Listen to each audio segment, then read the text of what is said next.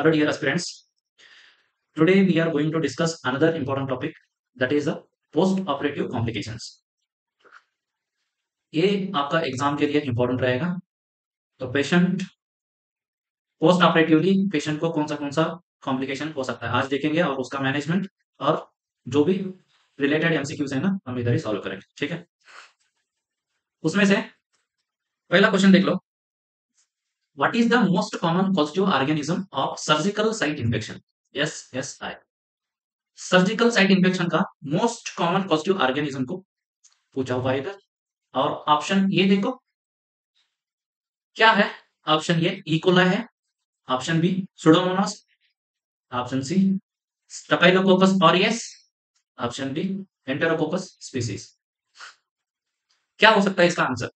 थोड़ा सा एक्सप्लेनेशन और जो भी पोस्ट ऑपरेटिव का कॉम्प्लिकेशन है ना, उसको सब इधर देख लीजिए।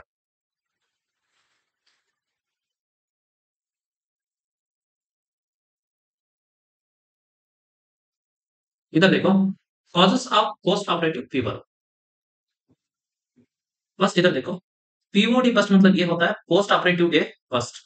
अगर कोई पेशेंट ऑपरेशन होने के बाद में पोस्ट ऑपरेटिव वार्ड और आईसीयू में शिफ्ट किया गया है, और उसका पहले दिन पोस्ट ऑपरेटिव फर्स्ट डे, उसमें कौन सा, देखो इधर है ना, फीवर का बारे में बात हो रहा है। फीवरडी फर्स्ट दिन में फीवर आ रहा है पेशेंट को। What is the most common cause for fever in post operative day first?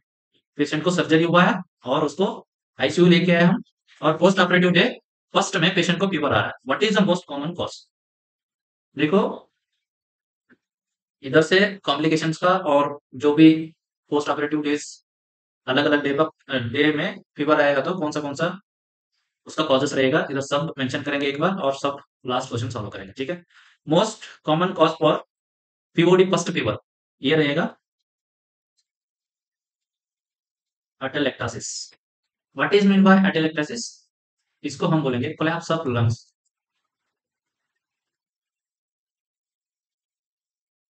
इधर लंग्स कोलैप्स हुआ है। कोलैप्स का मतलब क्या है?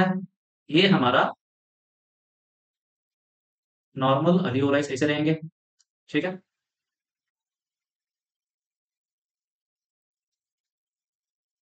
ये नॉर्मल अल्वियोलाइज रहेंगे। ठीक है, लंग कोलैप्स में आपको अल्वियोलाई कैसे मिलेगा? आपको डिफ्लेटेड अल्वियोलाई मिलेगा।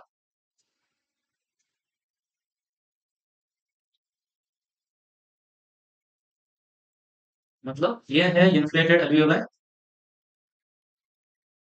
और ये है डिफ्लेटेड, छोटा छोटा हो गया और इसमें एयर नहीं है, ये कोलैप्स हुआ है। ठीक है, ये डिफ्लेटेड है, इसको हम बोलेंगे कोलैप्स्ड लंग। कोलैप्स्ड लंग को हम क्या बोलेंगे? अटेलेक्टेसिस। अगर कोई पेशेंट को ऑपरेशन होने के बाद में पहले दिन में फीवर आ रहा है, मतलब उसका कॉज ये है अटेलेक्टेसिस हुआ है। ठीक है, और अटेलेक्टेसिस पोस्ट ऑपरेटिवली क्यों हो रहा है? हमने पेशेंट को सर्जरी करते वक्त जनरल एनेस्थीसिया दिया है। जनरल एनेस्थीसिया का साइड इफेक्ट यह है लंग्स एक्सपांड कम होगा। General anaesthesia reduce the expansion of lung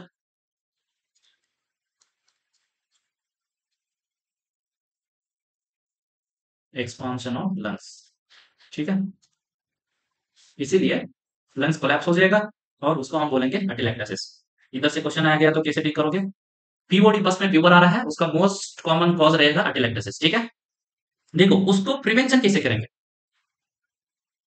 जो पोस्ट ऑपरेटिवली अटेलेक्टासिस हो रहा था और लंग्स कोलैप्स हो रहा था ना, उसका मैनेजमेंट और प्रिवेंशन कैसे करना है अभी देखेंगे।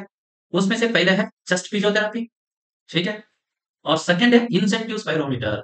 मैं बताता हूँ इंसेंटिव स्पाइरोमीटर क्या होता है। और स्टिमुलेशन देंगे, और cessation of smoking at least 1 week prior to the surgery. At least, सुनो इधर, at least prior to the surgery 1 week cigarette smoking को छोड़ना होगा पेशेंट को। ये हमारा एडवाइस रहेगा पेशेंट के लिए। और आइडियल कितना है? आइडियली स्मोकिंग बंद करने के लिए बोलना है पेशेंट को 4 to 6 weeks prior to the surgery. ठीक है, एटलीस्ट कितना है? 1 week prior to the surgery. अगर पेशेंट स्मोकिंग करता रहेगा, कल सर्जरी है आज तक भी मतलब स्मोकिंग कर रहा है, मतलब ये आर्टिलेक्टेसिस का चांस और बढ़ जाएगा। ठीक है, सो प्रिवेंशन में इंपॉर्टेंट लाइन ये होगा, cessation of smoking at least 1 week prior to the surgery. ठीक है, और देखो नंबर 5 है एडेक्वेट पेन कंट्रोल। ये है इंसेंटिव स्पायरोमीटर, ये इमेज बेस्ड। आज जो भी मैंने टॉपिक लेके आया हूं ना, इधर से थ्योरी नहीं है बल्कि थ्योरी और इमेज बेस्ड दोनों तरफ से क्वेश्चन आ सकता है। ठीक है, ये इंसेंटिव स्पायरोमीटर है। पहले हो गया पोस्ट ऑफ डे पे, पहले दिन फीवर आ रहा था, उसका कॉज था एटिलेक्टेसिस, उसको कैसे प्रिवेंशन करना है, इनहेलेशन देना है, फिजियोथेरेपी देना है, इंसेंटिव स्पायरोमेट्री और पेन कंट्रोल करना है, और स्मोकिंग को 1 week prior to the surgery smoking को अवॉइड करना है करके बोलना है। इधर देखो next, post op day 2 to 3, जो पेशेंट सर्जरी होके पोस्ट ऑपरेटिव वार्ड में शिफ्ट हुआ था, सर्जरी होके दूसरे 2 to 3 डेज पे फीवर आ रहा है पेशेंट को, what is the causes of day 2 and day 3 fever after the surgery. ठीक है, post operative day 2 and 3, 2 to 3 days पे फीवर आ रहा है पेशेंट को, इसका कॉजेस क्या क्या हो सकता है एक बार देख लें। फर्स्ट कॉजेस है, पहले दिन जो एटिलेक्टेसिस हो रहा था ना, उसको हमने ट्रीट नहीं किया, इट डेवलप्स इनटू निमोनिया, ये पहला कॉज हो गया। और सेकेंड कॉज ये है सुपरफिशियल थ्रोम्बोफ्लेबाइटिस, ये हो गया सेकेंड कॉजेस। और थर्ड कॉजेस ये होगा, most common hospital acquired infection बोलेंगे हम, वही है यूरिनरी ट्रैक्ट इन्फेक्शन। अगर ड्यूरिंग सर्जरी पेशेंट को पॉलिश कैथेटराइजेशन किया है, अगर वो पॉलिश कैथेटर अभी भी पेशेंट को पॉलिश कैथेटर है तो इसको यूरिनरी ट्रैक्ट इन्फेक्शन हो सकता है। ठीक है, 3 याद रखना है आपको इधर, पोस्ट ऑपरेटिव डे और थर्ड पे फीवर आएगा तो एक, जो एटिलेक्टेसिस हुआ था ना पहले दिन, उसका वजह से उसको हमने नॉट ट्रीट नहीं किया और उसका वजह से निमोनिया हो सकता है, ये सस्पेक्ट है हमारा। और दूसरे ये है सुपरफिशियल थ्रोम्बोफ्लेबाइटिस हुआ है करके समझना है, नहीं तो यूरिनरी ट्रैक्ट इन्फेक्शन हुआ है करके सस्पेक्ट करना है हमको, अगर थर्ड और सेकंड डे पे फीवर आ गया। ये है ना, इधर से और एक क्वेश्चन आएगा, most common hospital acquired infection, ये है ना, बहुत बार क्वेश्चन पूछ लेते हैं। Overall most common hospital acquired infection पूछेंगे ना, तब भी हम बोलेंगे यूरिनरी ट्रैक्ट इन्फेक्शन, और ये एक सर्जिकल पोस्ट ऑपरेटिव कॉम्प्लिकेशन भी होगा। अब कौन सा बैक्टीरिया रिस्पॉन्सिबल है for the bacteria which is responsible for urinary tract infection और hospital acquired infection, we call it as CAUTI. What is mean by कॉटी?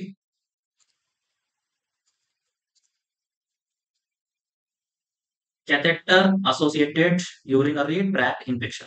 ठीक है, ये बैक्टीरिया होगा E coli. E coli is a most common bacteria in urinary tract infection. ठीक है,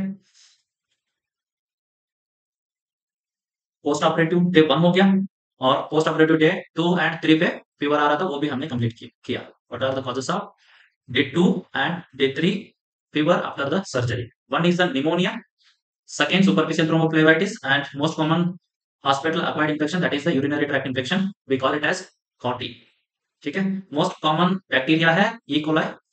और post operative day 4th and 5th day पे अगर fever आएगा तो पेशेंट को हम क्या सस्पेक्ट करना है, देखो इधर पहले ये है सर्जिकल साइट इन्फेक्शन, जो अभी हमने पहले ये क्वेश्चन पढ़ा था ना, वो इधर से ही है, सिर्फ वो एक ही नहीं है, इधर से क्वेश्चन बहुत आएगा। ठीक है, पोस्ट ऑपरेटिव डे 4 and 5 पे पेशेंट को फीवर आ रहा है, मतलब क्या हो सकता है पेशेंट को। ठीक है, पहले सस्पेक्ट करना है सर्जिकल साइट इन्फेक्शन। अगर पेशेंट को सर्जिकल साइट इन्फेक्शन हुआ है, उसको कब फीवर आ सकता है? डे 4 to डे 5 में फीवर आ जाएगा। ठीक है, और which is the most common cause of surgical site infection, that is the Staphylococcus aureus।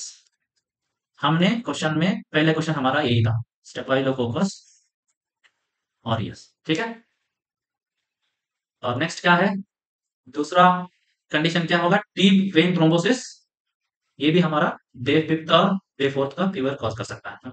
ये दोनों को प्रिवेंशन कैसे करना है, pharmacological method that is the low molecular weight heparin, heparin use करेंगे। क्या बोलते हैं इसको, इसको हम क्लिनिकल यूज में इसका नाम है एनॉक्सापेरिन।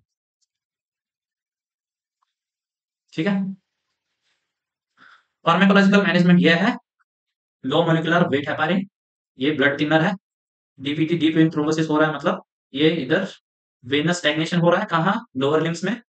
क्यों हो रहा है ये, पेशेंट पोस्ट ऑपरेटिव डे पे सर्जरी हुआ है, पेशेंट इमोबाइल है पेशेंट, लगातार पेशेंट बेड पे सो रहा है, पेशेंट लिखो इधर, deep vein thrombosis post operatively क्यों हो रहा है, पेशेंट है इमोबिलाइज है।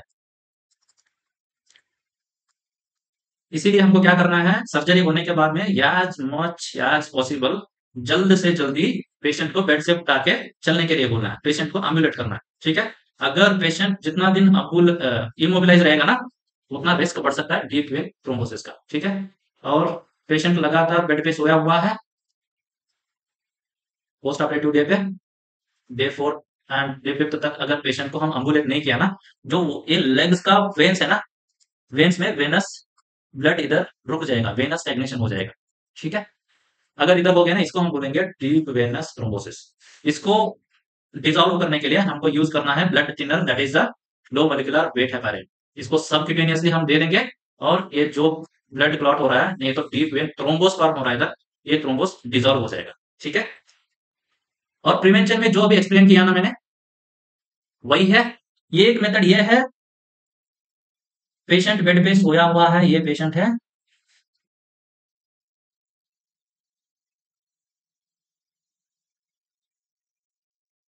ठीक है, ये दोनों पेयर है पेशेंट का, ठीक है। अभी पेशेंट इमोबिलाइज है, क्योंकि पेशेंट ऑपरेट हुआ है, इसीलिए इमोबिलाइज है। अगर ज्यादा देर हम इमोबिलाइज रखना है, तो पेशेंट को उधर ही बेड पे एक्सरसाइज करने के लिए बोलना है। कैसे, पेशेंट को ऐसे डॉर्सिफ्लेक्शन ऑफ फुट को पाल्मर एक्सटेंशन ऐसे करने के लिए बोलना है, बेड पे ऐसे ऐसे एक्सरसाइज करने के लिए बोलना है, क्योंकि इधर वेनस स्टैग्नेशन नहीं होना है, ये एक एक्सरसाइज बोलना है। नहीं तो पेशेंट को इधर हम आर्टिफिशियल कंप्रेसर लगा सकते हैं, उसको हम न्यूमैटिक कंप्रेशन बोलेंगे, न्यूमैटिक कंप्रेशन। वो इधर फेयर को बांध लेंगे, वो कंटिन्यूअस फेयर को कंप्रेस करता रहेगा, ठीक है। और फार्माकोलॉजी के लिए हम लो मॉलिक्यूलर वेट हेपारिन दे देंगे। नहीं तो पेशेंट का उतना दिन ये मोबिलाइजेशन जरूरी नहीं है, तो पेशेंट जल्दी बेड से उठा के चला सकते हैं पेशेंट। कैसे प्रिवेंशन करना है, इधर देखो नीचे प्रिवेंशन में, पहले प्रिवेंशन ये था pharmacological prevention, that is the low molecular weight heparin. And second mechanical method में अर्ली एम्बुलेशन, मतलब पेशेंट को ज्यादा देर बेड में सोने के लिए नहीं बोलना है, उसको बेड से बाहर उठ के चलने के लिए बोलना है। और न्यूमैटिक स्टॉकिंग्स ये है, इधर नीचे मैंने दिखाया, ये कंटिन्यूअस लगातार पेशेंट को एक कंप्रेशन दे देगा, उसका वजह से ब्लड स्टैग्नेट नहीं होगा, लोअर लिम्ब से अच्छे से सर्कुलेट हो जाएगा, और डीप वेन थ्रोम्बोसिस का चांसेस बहुत कम रहेगा। डीप वेन थ्रोम्बोसिस और सर्जिकल साइट इंफेक्शन कब हो रहा था, डे 4 और डे 5 पे हो रहा था, इसका वजह से पेशेंट को फीवर आएगा, इसको बोलेंगे हम post operative day 4th and 5th day fever, ठीक है। चलो, और पेशेंट को पोस्ट ऑपरेटिव डे 6 पे फीवर आ रहा है, और मोर देन डे 6 फीवर आ रहा है। पहले एक ही बात यह है, पहले पेशेंट को पोस्ट ऑपरेटिव डे 6 में फीवर आ रहा है और मोर देन 6 डे फीवर आएगा ना, उसमें क्या कॉजेस रहेगा देखेंगे। इधर आएगा फर्स्ट बस्ट एब्डोमेन, ठीक है, और अब्डोमिनल वुंड डिहेसेंस, इधर से है ना, बहुत बार कंटिन्यूअस कंटिन्यूअस, हर एग्जाम देखो, नॉर्थ सेट देखो, आरआरबी देखो, इधर से कंटिन्यूअस क्वेश्चन पूछता आ रहा है, ठीक है। इसको हम भूलना नहीं है, इसको बहुत याद रखना है।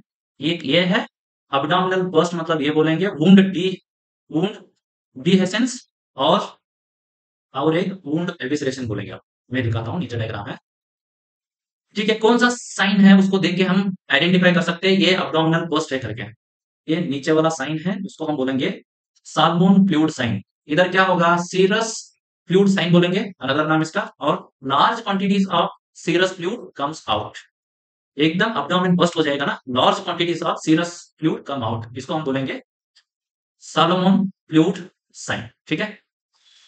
व्हाट इज वुंड डिहेसेंस और वुंड एविसरेशन, दोनों देखेंगे अपन। वुंड डिहेसेंस मतलब यह है, जो सर्जन सर्जरी करके जो स्टिच लगाया था ना इधर, वो स्टिच सेपरेट हो रहा है, इधर देखो बीच में सेपरेट हुआ है, इसको डिहेसेंस बोलेंगे। मतलब जो सुचरिंग किया था ना, वो सुचरिंग साइड से वुंड डिहेसेंट हो रहा है, मतलब रिपेल हो रहा है, ओपन हो रहा है, इसको हम बोलेंगे वुंड डिहेसेंस। ये भी वुंड डिहेसेंस है। और जो ये सेपरेट हो रहा था ना, उधर से अपडाउनल कंटेंट बाहर आ गया, इसको बोलेंगे वुंड एविसरेशन, ठीक है। इसको बोलेंगे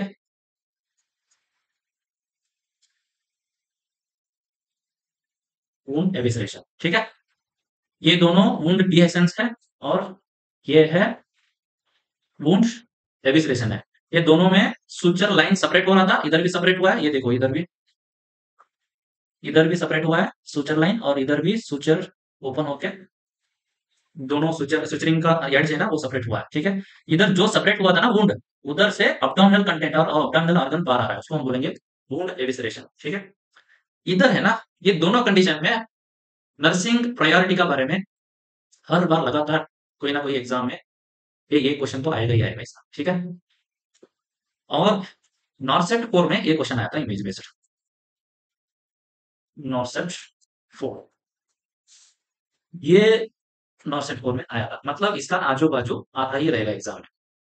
और नर्सिंग प्रायोरिटी है ना, वो हर एग्जाम में इधर से ये क्वेश्चन तो आएगा ही आएगा। उसमें से जो वुंड डिहेसेंस और वुंड एविसरेशन था ना, उसका मैनेजमेंट क्या है। एक में जो सुचरिंग लाइन था वो सेपरेट हो रहा था, और एक में सेपरेट होके अब्डोमिनल ऑर्गन्स बाहर आ रहा था, ठीक है। और इमरजेंसी मैनेजमेंट इसका ये है, इमरजेंसी यूरो बैग बोलेंगे हम, और बोगोटा बैग लैप्रोटोमी बोलेंगे। क्या बोलेंगे? बोगोटा बैग लैप्रोटोमी बोलेंगे। इसका मतलब ये है टेम्पररी इसको यूरो बैग यूज करके, इधर देखो जो अब्डोमिनल कंटेंट बाहर आ रहा था ना, उसको वुंड का दोनों तरफ एज है ना, ये एज से स्टिच करके क्या है यूरिन बैग को अटैच किया है, मतलब अब्डोमिनल कंटेंट बाहर नहीं आना चाहिए। This is the emergency management. अभी तो इमरजेंसी अभी हो रहा है वार्ड में, मतलब उसको इमरजेंसी है, ये कुछ ना कुछ करके कंटेंट को रोकना है।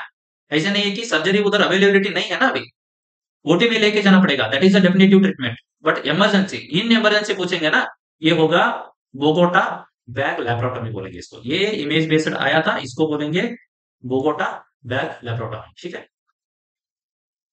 और डेफिनेटिव मैनेजमेंट ये होगा resuturing of rectus sheath. Rectus sheath मतलब जो अब्डोमिनल मसल्स का एक लेयर है ना, उसको हम रीसुचर करेंगे।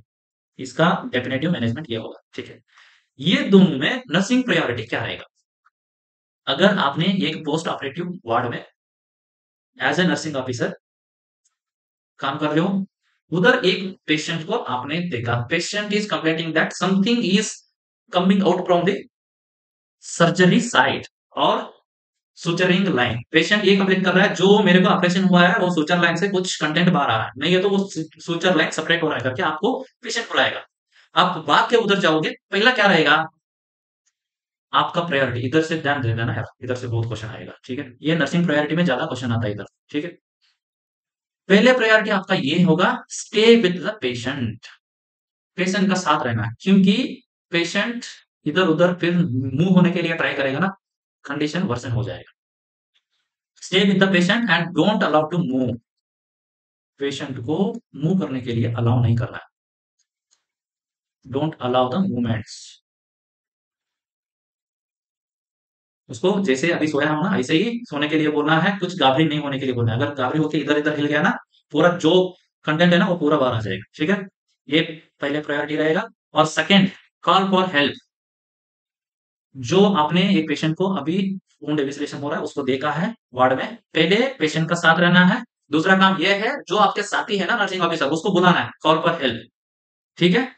वो जब आएगा ना, बाद में ये करना है हेल्थ केयर प्रोवाइडर को और सर्जिकल टीम को इन्फॉर्म करना है। पहले ये first priority, stay with the patient and don't allow the patient to move, don't allow patient movements, ठीक है। और सेकंड ये है कॉल फॉर हेल्प, और साथ क्या करना है सर्जिकल टीम को एक नोटिफाई करना है। बाद में थर्ड ये होगा lower the head of the bed, that is the semi Fowler's position and to reduce abdominal pressure. Patient को पोजीशन क्या देना है, पेशेंट को पोजीशन देना है सेमीपोलस पोजीशन देना है, और थोड़ा सा नी बेंड रखना है। ये पोजीशन है ना, मैं इमेज बेस्ड लेके आया हूं, मैं अभी थोड़ी देर बाद में आपको ये दिखाऊंगा। सेमीपोलस पोजीशन देना है पेशेंट को, और स्लाइटली नी जॉइंट को बेंड करना है to reduce the abdominal pressure. अगर ऐसे करोगे ना, ऐसे पोजीशन दोगे ना, abdominal प्रेशर कम हो जाएगा, और आर्गन हम जो बाहर आ रहा था ना उसको रोक सकते हैं इस पोजीशन से, ठीक है। और फोर्थ ये है cover the wound with sterile gauze soaked in warm normal saline. ये है ना लगातार क्वेश्चन आता ही रहेगा, ठीक है। जो abdominal कंटेंट बाहर आ रहा है ना उसको कवर करना है। किससे कवर करना है? Sterile gauze soaked in warm normal saline. ठीक है, ये थोड़ा सा ध्यान दो। ठीक है, और fifth, do not attempt to push organs back. कभी भी गलती ये नहीं करना है कि जो ऑर्गन abdomen से बाहर आ रहा है ना उसको अंदर पुश नहीं करना। ठीक है, ये हमारा तरफ से एक बहुत बड़ा गलती हो जाएगा, ये कभी मत करो। ठीक है, और next, monitor for shock. Patient को टेकिकार्डिया, हाइपोटेंशन और पैलर के लिए ऑब्जर्व करना है। जो abdominal कंटेंट बाहर आ रहा है ना तब वाइटल्स का ऊपर आपने ध्यान देना है। पेशेंट पेशेंट का जो शॉक का साइंस एंड सिम्टम्स है ना, टेकिकार्डिया, हाइपोटेंशन, पैलर के लिए हम कंटिन्यूअस ऑब्जर्व करना है पेशेंट को। ठीक है, और next, prepare for emergency surgery. इधर इमरजेंसी सर्जरी के लिए क्या प्रिपेयर करोगे आप? ठीक है, पेशेंट को इधर एनपीओ रखना है, क्योंकि कभी भी इमरजेंसी ओटी में बुला सकता है पेशेंट को सर्जरी टीम। आपने पहले पेशेंट के साथ पेशेंट को मूव होने के लिए मना करना है, मूवमेंट के लिए मना करना है। सेकेंड, कॉल फॉर हेल्प, और जो साथी है ना आपके साथ उसको हेल्प के लिए बुलाना है। एक पेशेंट का साइड खड़े रहना है, एक सर्जरी टीम को इन्फॉर्म करना है। ठीक है, और नेक्स्ट, पेशेंट का पोलास सेमी पोलास पोजीशन देके नी बेंड पोजीशन देना है, और cover the wound with sterile gauze soaked in warm normal saline. और कभी भी ऑर्गन जो बाहर आ रहा है ना उसको रिवर्ट बैक पुश नहीं करना है। और मॉनिटर फॉर शॉक, जो आपने सर्जरी टीम को इन्फॉर्म किया है ना वो इमरजेंसी सर्जरी के लिए कभी भी पेशेंट को बुला सकता है, इसीलिए आप पेशेंट को एनपीओ रखना। ठीक है, ये होगा नर्सिंग मैनेजमेंट अपन का।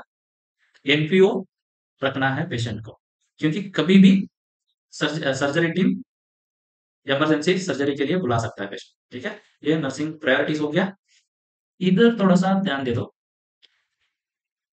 Post operative day 6 to 10 days पे अगर फीवर आ रहा है, ठीक है, 6 to 10 डेज पे अगर फीवर आ रहा है ना हम सस्पेक्ट कर सकते हैं abdominal abscess और abdominal कलेक्शंस। क्या कलेक्शन हो रहा है इधर? जो abdomen जो सर्जरी हुआ था ना उस पार्ट से सीरस फ्लूइड कहीं ना कहीं abdomen में कलेक्ट हो रहा है, इसीलिए पेशेंट को डे 6 to डे 10 में फीवर आ रहा है। In between day 6 to day 10 में फीवर आ रहा है। ठीक है, इंट्रा abdominal abscess और इंट्रा abdominal कलेक्शन इसका कॉज रहेगा। मोस्ट कॉमनली कलेक्शन कहाँ होगा intra abdominally? Most commonly overall pelvis में होगा, उसको बोलेंगे हम पाउच ऑफ डगलस। ठीक है, ओवरऑल मोस्ट कॉमन कलेक्शन कहाँ होगा पोस्ट ऑपरेटिव में? That is the pouch of Douglas. और most common site in supine position, patient supine position में है पोस्ट ऑपरेटिवली, और जो अब्सेस और कलेक्शन हो रहा है ना सीरस फ्लूइड वो हो रहा है हेपाटो रीनल पोच में, और इसको बोलेंगे हम मॉरिसन नॉच बोलेंगे। ठीक है, और मोस्ट कॉमन साइट इन एम्बुलेटरी पेशेंट, मतलब पेशेंट घूमते फिरते आराम से है, पेशेंट को एम्बुलेट करने के लिए बोला है। Patient is allowed here to walk, इसमें कहाँ कलेक्शन होने का चांसेस रहता है? इधर भी पाउच ऑफ डगलस में। ठीक है, ओवरऑल मोस्ट कॉमन पूछेगा ना तब पाउच ऑफ डगलस, और पेशेंट एम्बुलेटरी पेशेंट है तब भी पाउच ऑफ डगलस। अगर सुपाइन पोजीशन दिया ना पेशेंट को तब हेपाटो रीनल पोच में कलेक्शन हो सकता है। ठीक है, देखो इधर ये पाउचेस क्या है, मॉरिसन्स पाउच और पाउच ऑफ डगलस क्या है। पेशेंट अभी स्टैंडिंग पोजीशन है, मतलब पेशेंट एम्बुलेटरी पेशेंट है। इधर भी डायग्राम हमारा स्टैंडिंग पोजीशन में है, ये स्टैंडिंग पोजीशन है। जो सीरस फ्लूइड है ना कहाँ कलेक्ट होकर इन्फेक्शन कर सकता है? ये यूट्रस है। ठीक है, ये लार्ज इंटेस्टाइन है, ये पूरा यूट्रस है, और ये है ना सामने वाला ये यूरिनरी ब्लैडर। ये हो गया यूरिनरी ब्लैडर, ये हो गया यूटेरस, और ये लार्ज इंटेस्टाइन हो गया। ये यूट्रस और लार्ज इंटेस्टाइन का बीच में जो पाउच है ना इसको हम बोलेंगे पाउच ऑफ डगलस बोलेंगे, नहीं है तो कर्ल डे सैक बोलेंगे इसको। ठीक है, क्या बोलेंगे? कर्ल डे सैक, इधर है देखो, कर्ल डे सैक बोलेंगे। ये पाउच में इधर कलेक्शन होगा। पेशेंट विथ स्टैंडिंग और एम्बुलेटरी पेशेंट में और ओवरऑल मोस्ट कॉमन साइट यही रहेगा, ठीक है। That is the pouch of Douglas, it is a space between uterus and large intestine. Here one pouch is there, pouch like structure, we call it as pouch of Douglas or cul-de-sac. इधर serous fluid accumulation होगा ना post operatively, ये cause कर सकता है day 6 to 10th day fever post operatively, ठीक है। और एक बोला था पेशेंट अगर सुपाइन पोजीशन में रहेगा ना, अगर पेशेंट एम्बुलेटरी है स्टैंडिंग पोजीशन है तो डिपेंडेंट पार्ट ये होगा सब बॉडी का, जो कहीं पे भी ऑपरेशन होने दो सीरस फ्लूइड आके सब जगह से इधर ही कलेक्ट होगा, ठीक है, इधर ही कलेक्ट होगा, क्योंकि डिपेंडेंट पार्ट यही होगा इधर, ठीक है, पाउच ऑफ डगलस। अभी पेशेंट को सुपाइन पोजीशन दे रहे हो पोस्ट ऑपरेटिवली, अब कहाँ करेक्ट हो सकता है? हेपेटो रीनल सैक बोला था हमने, ये है ना हमारा, ये ट्रांसवर्स सेक्शन है और इसमें ये हो गया लिवर, लिवर हो गया और ये हो गया किडनी, इसीलिए हम इसको बोल रहे थे हेपेटो रीनल पाउच बोल रहे थे ये पाउच को, ठीक है। पेशेंट अभी स्टैंडिंग पोजीशन में है इसीलिए ये पाउच ऐसे दिख रहा है, इसको अभी हम सुपाइन पोजीशन दे देंगे, सुपाइन पोजीशन मतलब इधर आ गया।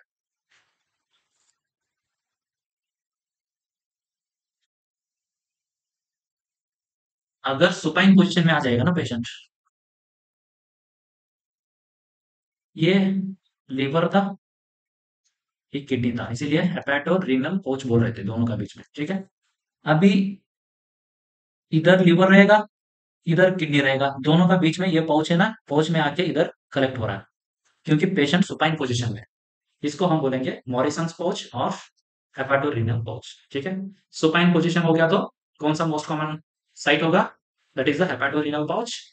अगर पेशेंट स्टैंडिंग है पाउच ऑफ डगलस साइट होगा और ओवरऑल मोस्ट कॉमन भी पाउच ऑफ डगलस होगा, ठीक है। इसका इन्वेस्टिगेशन क्या करेंगे? अगर पेशेंट को इंट्रा अब्डोमिनल अब्सेस हुआ है पोस्ट ऑपरेटिवली और फीवर आ रहा है 6 to in between 6 to 10 days, ठीक है, तब इन्वेस्टिगेशन क्या क्या करना है हमको? कलेक्शन को देखने के लिए CECT is a investigation of choice and इसका ट्रीटमेंट रहेगा मैनेजमेंट पिग टेल कैथेटर बोलेंगे हम, टू ड्रेन द कलेक्शन, जो कलेक्शन हो रहा था उधर, ये यूट्रस था और ये लार्ज इंटेस्टाइन था, ठीक है। इन दोनों का बीच में एक पाउच फॉर्म हुआ था, ये था पाउच ऑफ डगलस, और पेशेंट ऐसे सोया हुआ है, ठीक है। पेशेंट अभी सुपाइन पोजीशन में ऐसे सोया हुआ है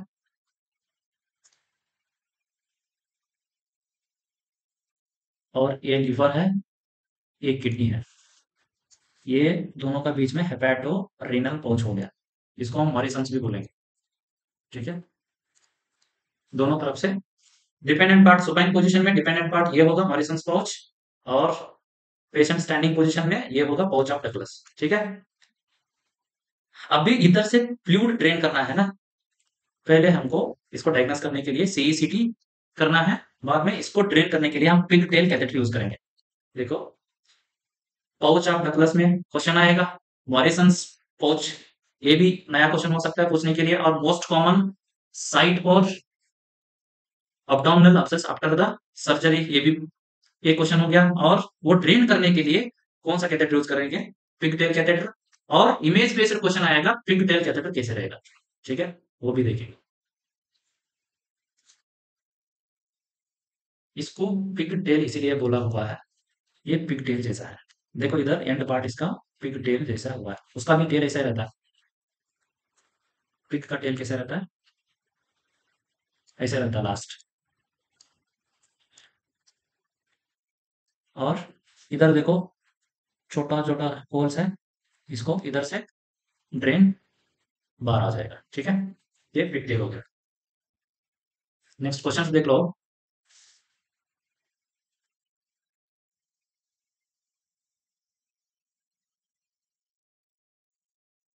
Which of the following is the common cause of fever within first 24 hours after the surgery?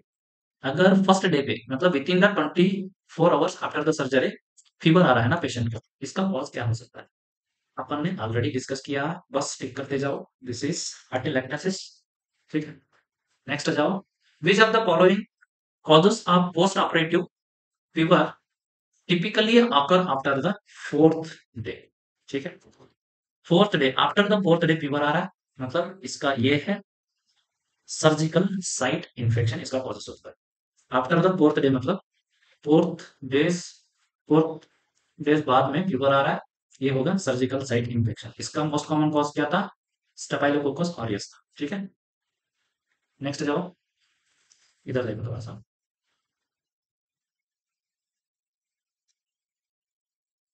ये 55-year-old patient develops fever 5 days after the abdominal surgery and the wound is erythematous and drainage purulent fluid। ठीक है, इधर infection का, ये purulent fluid है ना, ये infection का साइन है। और what is the most likely cause? Fourth, fifth, already इधर हिंट भी दिया है, wound is erythematous and draining purulent fluid. ठीक है, ये होगा सर्जिकल साइट इन्फेक्शन और most common bacteria that is the staphylococcus aureus. ठीक है, नेक्स्ट क्वेश्चन देखो, which intervention is most effective in preventing pulmonary related post operative fever? मतलब atelectasis हुआ है पेशेंट को और उसको प्रिवेंट करने के लिए और ट्रीट करने के लिए कौन सा मेथड है, हमने ऑलरेडी डिस्कस किया है। Early ambulation and incentive spirometry, option A. Option B broad spectrum antibiotics, option C increased fluid intake and option D use of steroids. देखो, पेशेंट को अर्ली एम्बुलेट करना है, इंसेंटिव स्पायरोमेट्री करने के लिए बोला है, this is the correct answer. ठीक है, जो भी पल्मोनरी रिलेटेड कॉम्प्लिकेशंस है उसका वजह से फीवर आ रहा है पेशेंट को अर्ली एम्बुलेट करना है, आप इंसेंटिव स्पायरोमेट्री यूज करने के लिए बोलो। ठीक है, और next question, most common positive organism of surgical site infection क्या है? What is the most common positive organism? Surgical site infection के बारे में हो रहा है बात, और इधर हमने ऑलरेडी बोला था Staphylococcus aureus is a most common bacteria in surgical site infection. ठीक,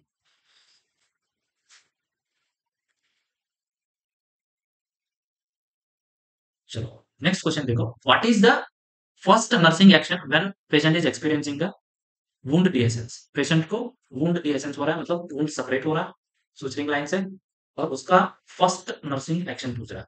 तो जो भी हमने प्रायोरिटी बताया था ना, उसका ऊपर ये क्वेश्चन है, अप्लाई द अब्डोमिनल बाइंडर। ये वुंड डीएसएंस होने से पहले अब्डोमिनल बाइंडर लगा के हमने प्रिवेंट कर सकता है। ऑलरेडी वुंड डीएसएंस हुआ है, अब क्या करना है?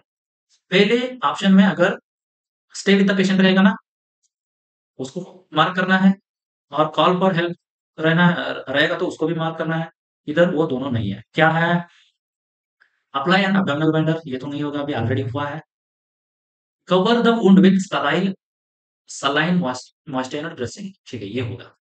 Encourage the ambulation and promote the healing, ये दोनों नहीं होगा, ये भी नहीं है, ये भी नहीं है, ये भी नहीं है। ठीक है, option C warm saline, saline में डिप करके स्टराइल गॉस को उसको कवर करना है, जो वुंड डीएसेंस और एविसेशन हो रहा है ना, उसका ऊपर कवर करना है। ठीक है, इधर है देखो, इसका ऊपर मॉइस्चर्ड स्टराइल गॉस इसको कवर करना है। ठीक है,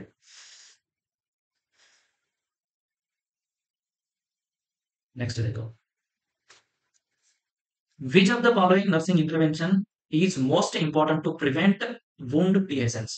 ठीक है, इधर वुंड डीएसेंस हो रहा है और उसको प्रिवेंशन करने के लिए क्या करना है?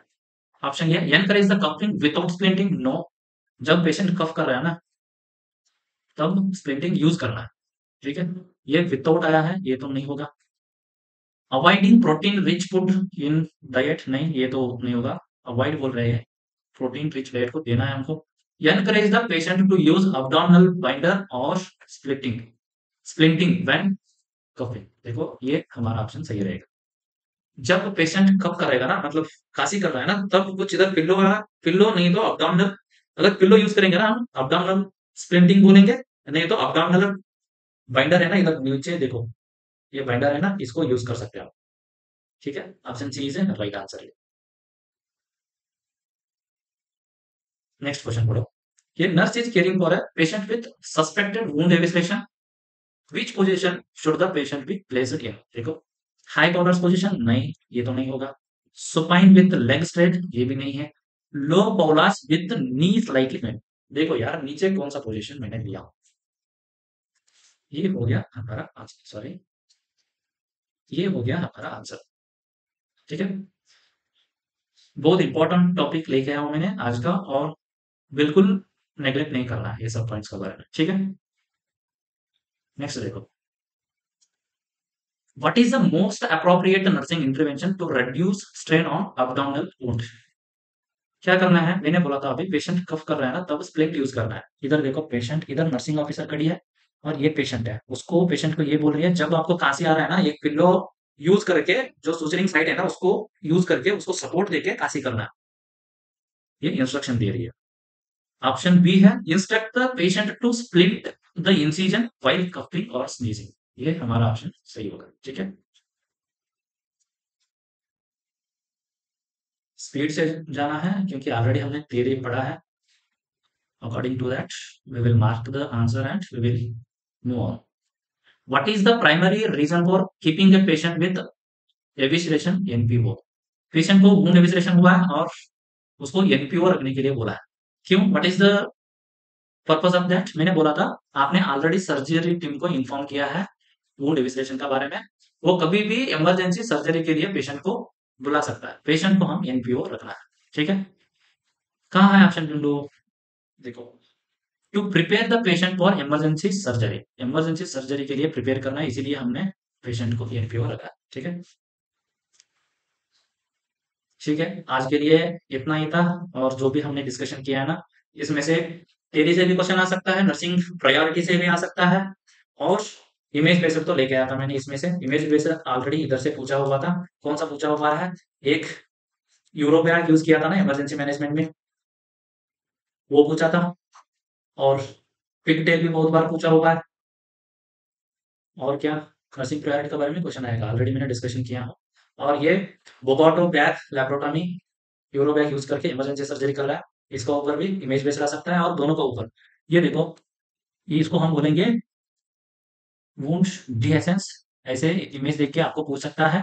और ये है अब्डोमिनल ऑर्गन बाहर आ गया, देखो ये इंटेस्टाइन बाहर आ गया इधर, इसको वुंड एविसरेशन बोलेंगे, इधर से भी क्वेश्चन पूछ सकता है। ठीक है, जो भी हो, थियरी हो और इमेज बेस्ड क्वेश्चन हो, इधर से आपको क्वेश्चन आएगा। ठीक है,